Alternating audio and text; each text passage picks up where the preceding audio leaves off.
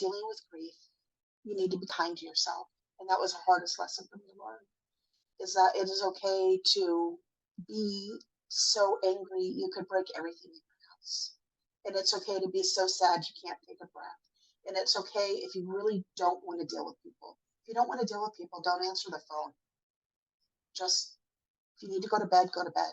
That you have to suffer through it because you love somebody. It's not something we get to put away. You have to do it, and you have to be kind to yourself in order to go forward and then help those that you love to get through it as well.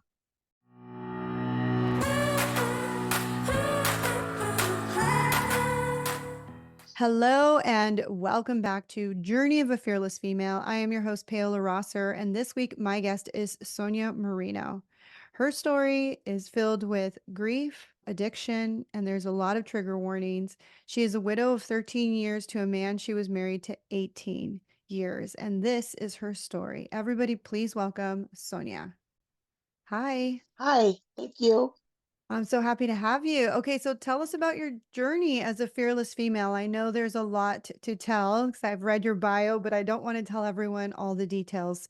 So I would love for you to share your story.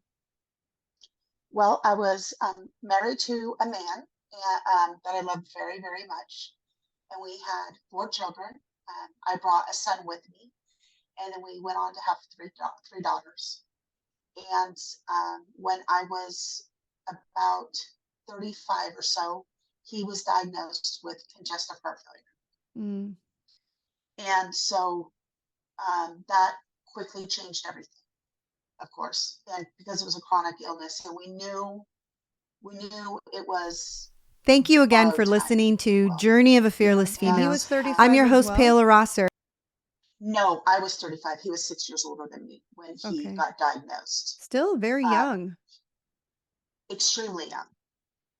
And normally it's caused from something like alcoholism or drug use, and that wasn't the issue at all with him, not even a little bit. So it was just bad luck. Mm.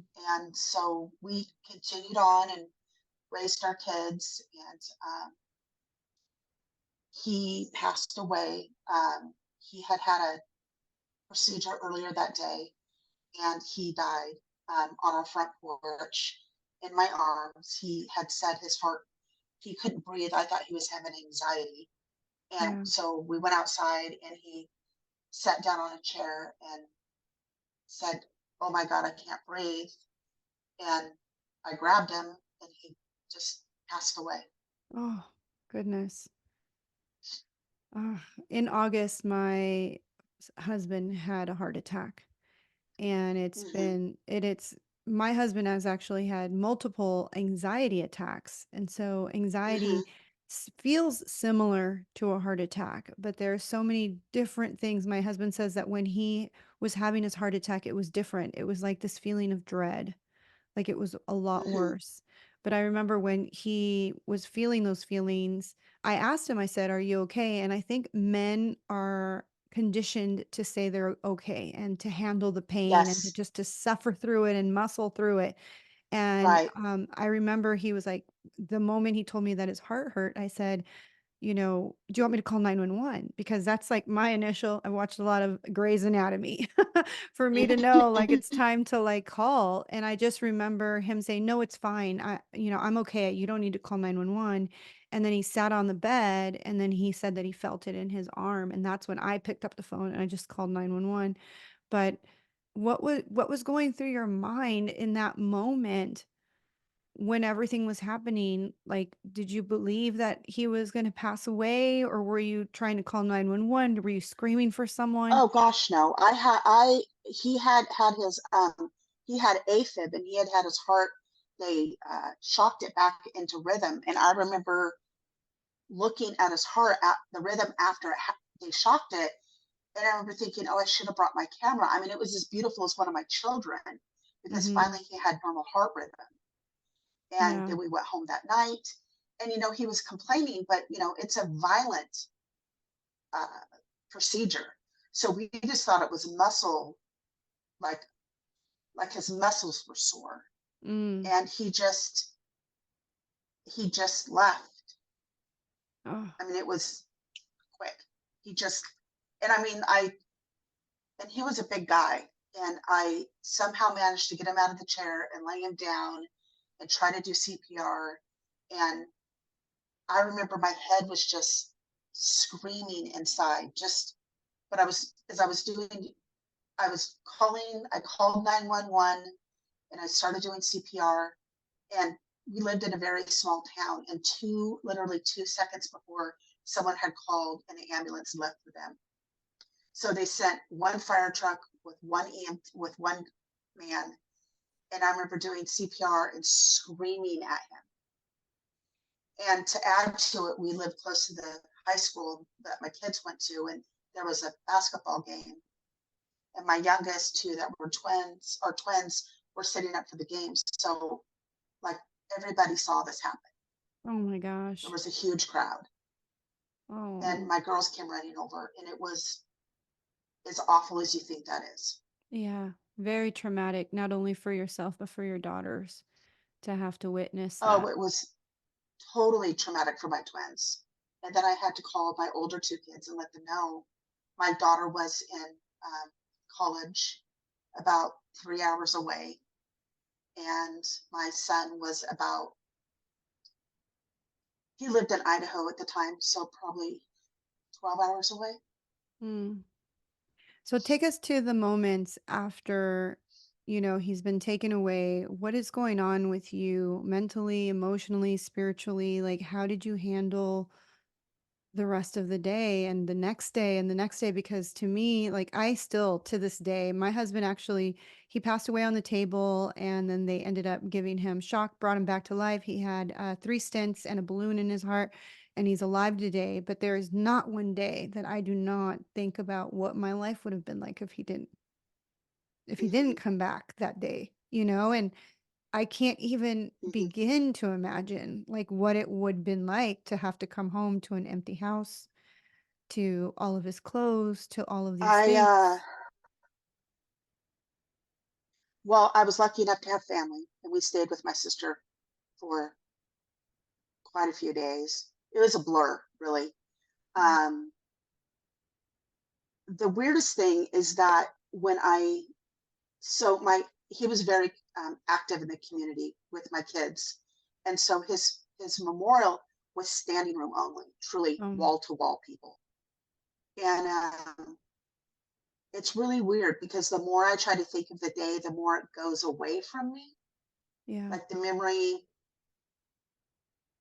travels away. I don't know if that's like because your brain protects you of that. I mean, if I try really hard, I can remember parts of it, but and I did his eulogy. Um, I distinctly remember doing that, but I I was scared to death. I didn't know what I was going to do without him. Mm, My initial reaction was shock, and I was just so scared. I didn't know because he was such a fantastic dad. He was the best dad in the entire world, and he mm, stayed home, and I worked, and once he got sick, and so he had a really close relationship with our kids, and so I just didn't know what was I going to do? Like, how yeah. was I going to take care of my children? Um, because they were still really young, 21, 19, and 16 and 16. Yeah. They weren't, I mean, they were babies. Yeah, So my absolutely. first initial response was about my kids. How was I going to take care of them? And did you have anything set in And then we motion just, or no? Like before when he got his diagnosis, did you guys start thinking about like, you know, that plan of what was to happen if something did happen to him? yeah, I mean, I knew that he wanted to be cremated and not buried and those sort of things. Yeah. I mean, we had talked about that because we knew it was coming. It wasn't if, it was when. Mhm. But of course, you hope that that's 100 years from now, 1,000 years from now. There's never enough time when you love somebody. It's not like, oh, 8 years is good enough or 12 years is good enough. So I knew what he wanted, and when he died, I told my kids, this is not going to ruin us. Mm. This is not going to make us bitter. This is not going to make us angry. This is not going to ruin you. Um, and we we were lucky in the fact that we lived in a small community, but at the same time, it was overwhelming because Yeah. we couldn't go to the hardware store, the grocery store. We couldn't. The kids couldn't go to school because everybody knew. And I appreciate. We received meals after meals after meals, and dozens of cookies, and endless phone calls, and hundreds of cards, and um, all that helped, but it didn't bring him back. Yeah. I'm But I sure. appreciated how well loved he was. Yeah.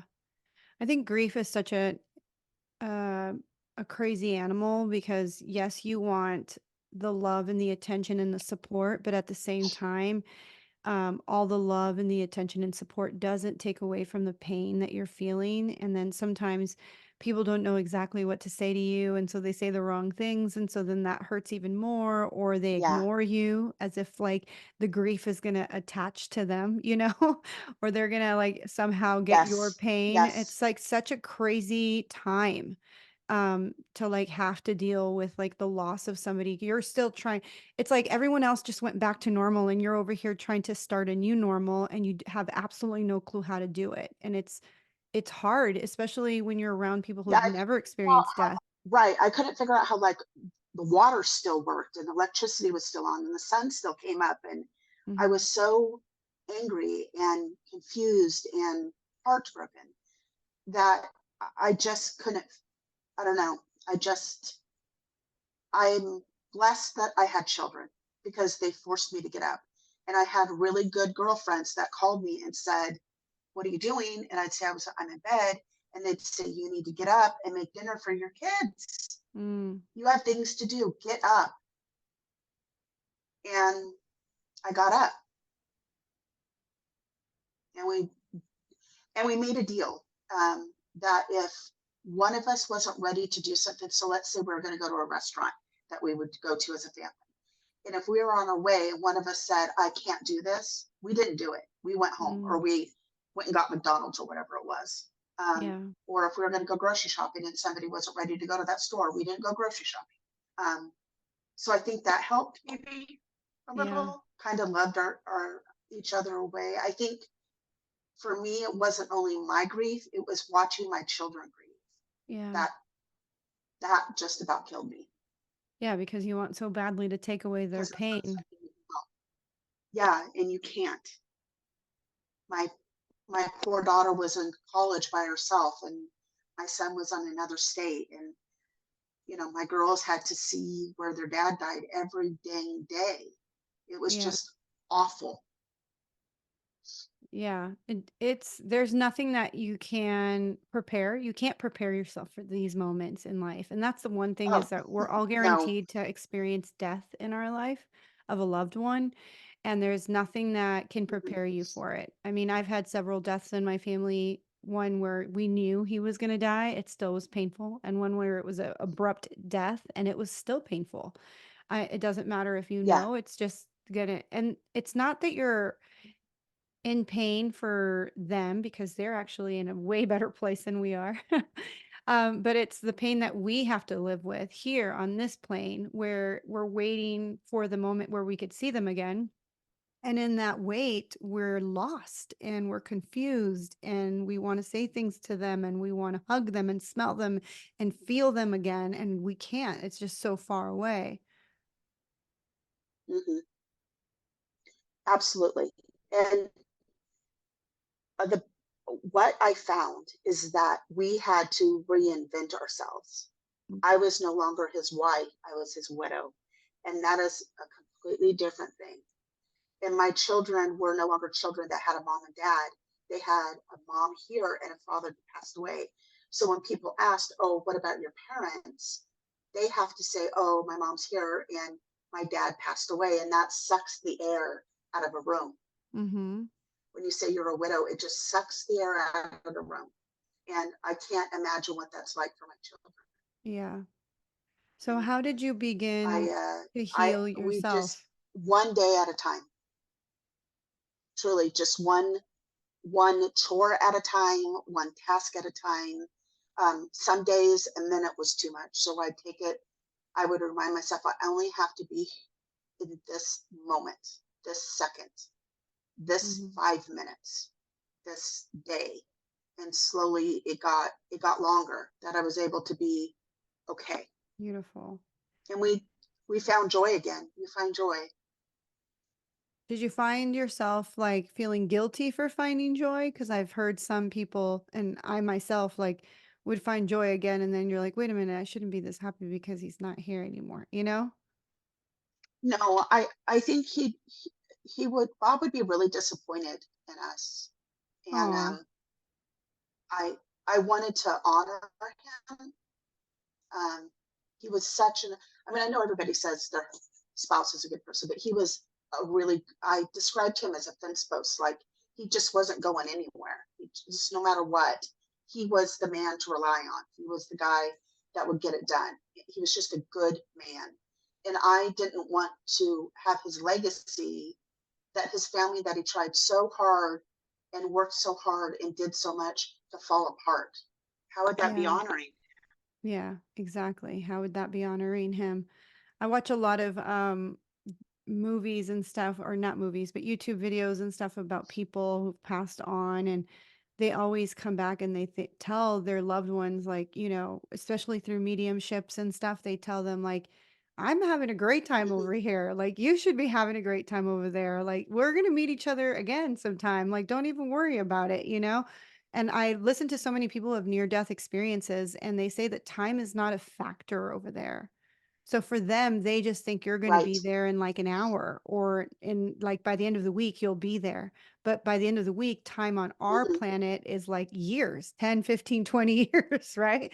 So we're over here Right. struggling and missing them. So did you experience anything after he was gone? Like where you were like, that has to be him. That's him. He's here. I could feel him, whether it was a song on the Oh, radio all or, the time. Yeah, he's with me all the time. He raised pigeons and doves. uh-huh. Odd hobby, but he did it. And I find dove feathers all the time. And I've moved quite a bit since he's passed. And every time I move, there's doves by my house. And I Oh, find dove feathers all the time. oh, that's beautiful. Yeah, yeah. The cooing that they do, the males do to with females. That's him cooing at me. That's so cute. It is. It's a beautiful reminder that they're always with you in a different form, but they're Yes, always with you. yes, So yeah. He's here now all that the it's time. been 13 years, what would you say you've learned through your grieving process and your journey of becoming a widow? Um, that it's brutal, and there's no way through it. There's no fast way. There's no. I was frustrated with myself after he died because I felt like I just needed to kind of like cowgirl up and just get through it and get on over it. And what I found is that we're not supposed to do that. That grief is the price of love, and that's just the way it is. And the pain you feel is the love that you don't get to physically give them anymore. There's no hugs, there's no kisses, there's no notes, there's no sharing M&Ms, there's none of that. And so I'm left with a void that will never ever be replaced. Yeah. And I have to make peace with that somehow. And um, you don't have to like it. And when something happens and when I'm overcome with grief, it's as if it was the moment he died. That never goes away from me. But what I've learned is it's kind of like a huge wave, and you can fight it, but you're going to lose, and it's just going to beat the snot out of you if you fight it. You're just going to get slammed and slammed and slammed. So I've learned to surrender. I go to bed, or I call a friend, or I call my kids and get support from them, or like we don't do anything the day he died. We do something for his birthday. Mhm. Um, we have chocolate cake. That was his favorite thing. Um, and I've just learned to be kind to myself. That was probably the hardest thing, is to be gentle and kind to myself. Mm. I just allow myself to grieve, whatever that is. Now, you've been a widow for 13 years. What would you say to people who think that there's a certain time limit for you to grieve? Say they're absolutely wrong. How, to me, if I stopped grieving, that would mean that I stopped loving him. And why would I stop loving him? Mhm. The emotion I feel is just because, like I said, he's not here. I don't get to give him a hug or tell him I love. I mean, I can tell him, but he's not physically here, kind of thing. So I Yeah. think grief, although it changes, um, I don't see that ever going away. Yeah. I would imagine myself being 80 something years old and missing my husband. Yeah. I believe it. I mean, I remember when my father passed away, I went to work and I was crying at my desk. It was just painful because my dad passed away unexpectedly. And I remember my boss coming up to me and saying, "That's enough. You've cried enough. Like, you're making everyone else Oh sad. my You need to stop gosh. crying." Yeah. And I just remember thinking, I don't think it'll ever be enough. Like, I lost my father, and it's this month he will be gone Right, since 2006, and it's still painful every time I think about it, every time I hear a song, every time that I see a white butterfly, that's my, little spiritual sign from my father. Like, I still right, get choked up because like you said, I don't think it'll ever go away. It's love that you have for someone that you can't give to them, they can't, so it's got love right. that goes nowhere, so it's stuck with you, and so that energy Hmm. feels, like, compressed and repressed in your body, and it hurts, and I think that, Right. there is no time frame, and you're right, you'll be 80 years old and still thinking about him. I think I'll still be 80 years old thinking about my father too. So, I mean, I completely Sure. understand. So how are your children doing now? My daughters are doing okay. They have careers, and some of them have children, and they all have significant others, and you know they're sad because we have these big. We had a wedding and we have babies born and all these huge things, and it's always bittersweet. There's always a big sting within it, Yeah.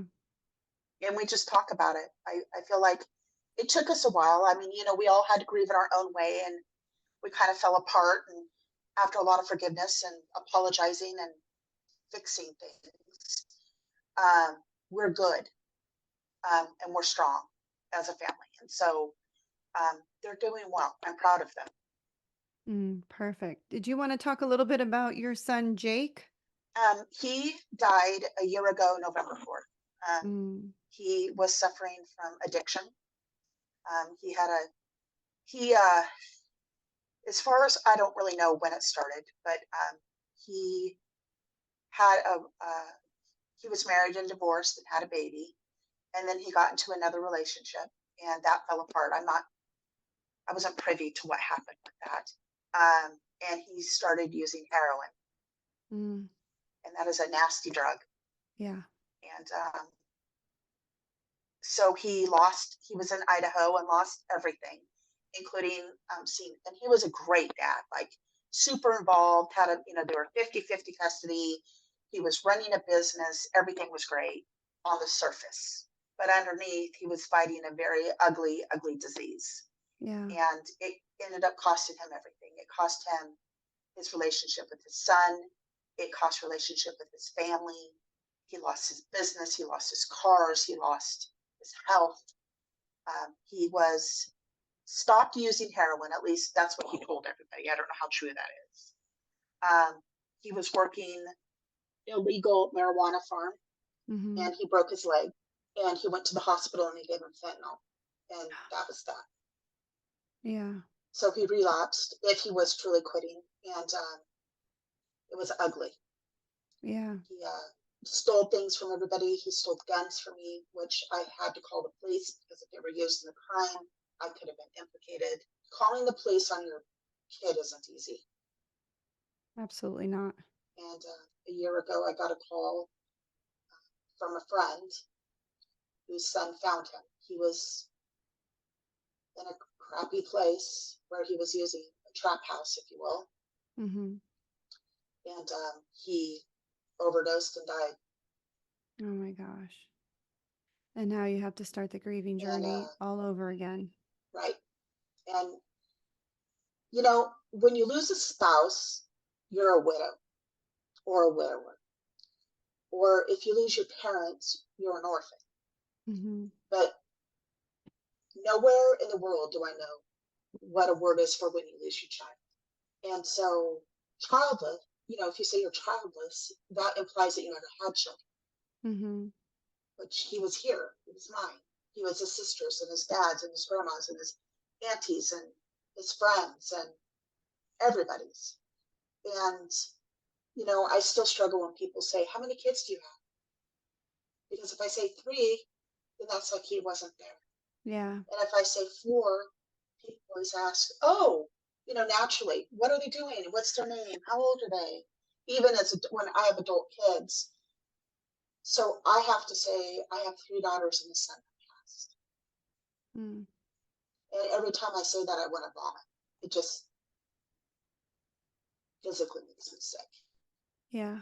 I So I'm can't even still, imagine that to have to say that of your son and then to even have to have the story because then people want to know what happened to him and then you have to tell them the story of like he was addicted and he had addiction problems and mhm, I think a lot of people undermine and um, don't understand the mental health crisis that we have amongst young men too.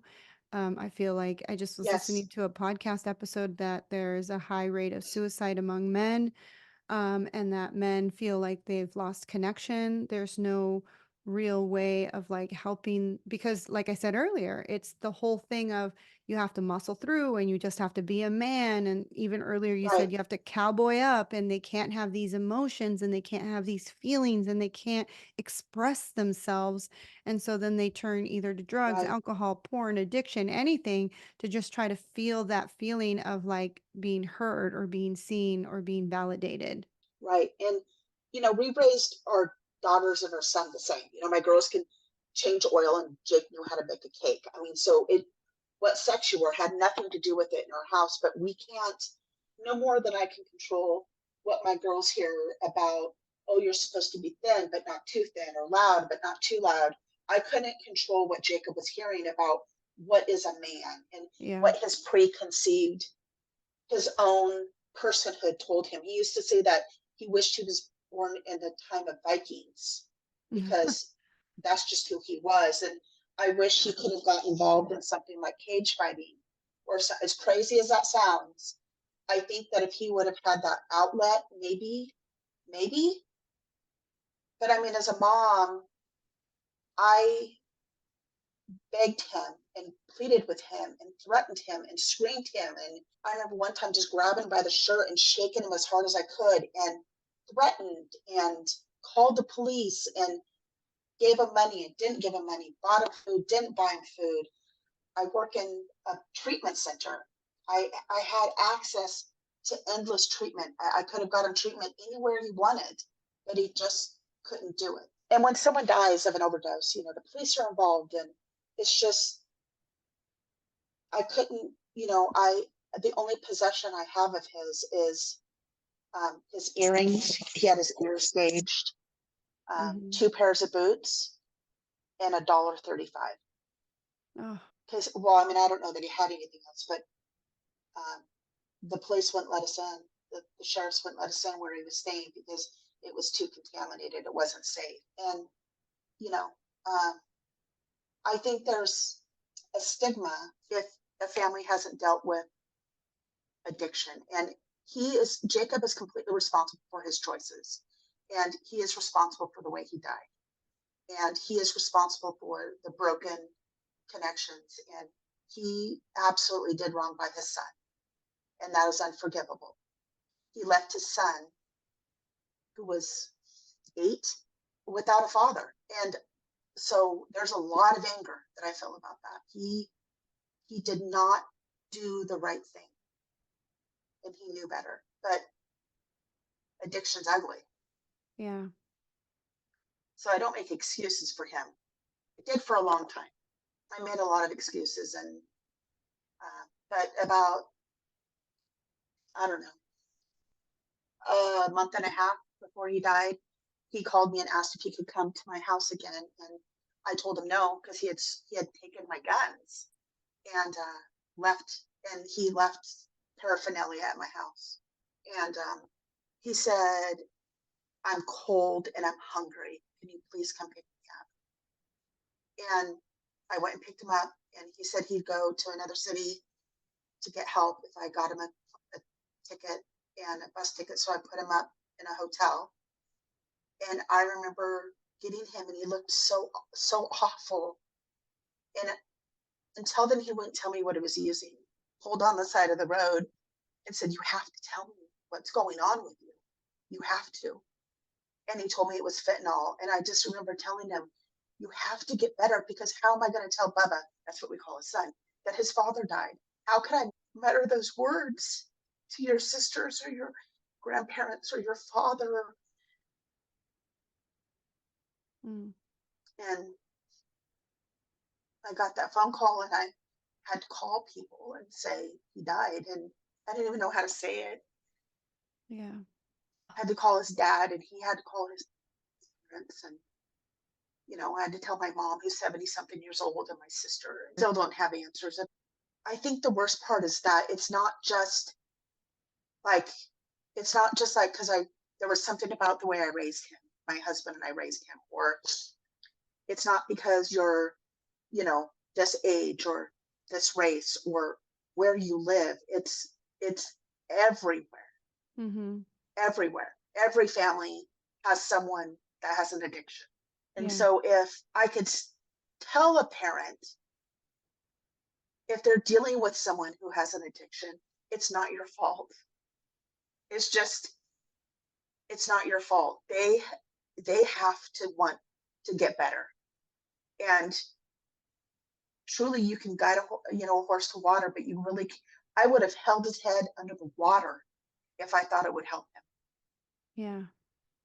But there's nothing you can do for that. Yeah. And that's the hardest part, is knowing that there's really, really nothing we could have done.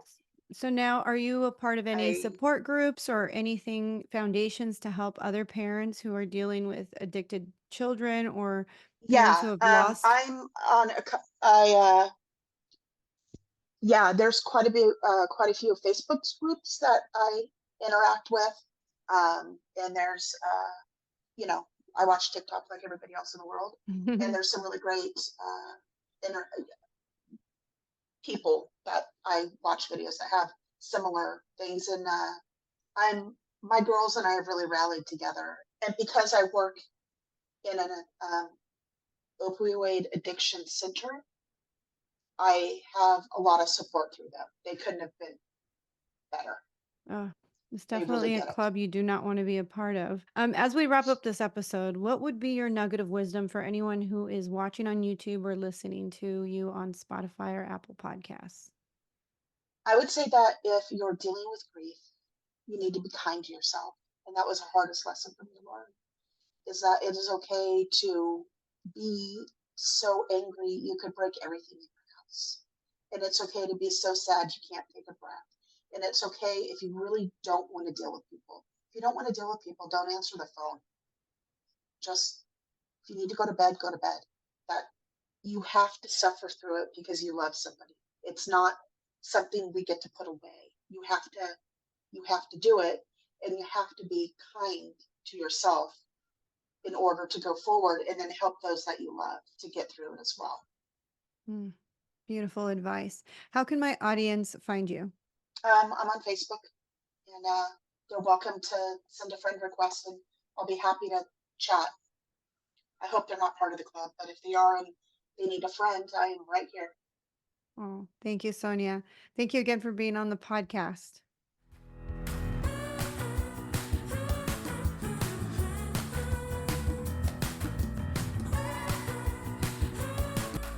Thank you again for listening to Journey of a Fearless Female. I'm your host, Paola Rosser. If you're looking for a life coach or a spiritual mentor, you can book a free discovery call with me at www.fearlessfemale.com. You can also follow me on Instagram at fearlessfemale_coach, subscribe to my YouTube channel at fearlessfemale, or find me on TikTok. I'm under at paola.rosser. And if you love this episode, make sure you hit subscribe, share it with your friends, and leave a review. I read every single review, and I truly appreciate the time you spend writing it.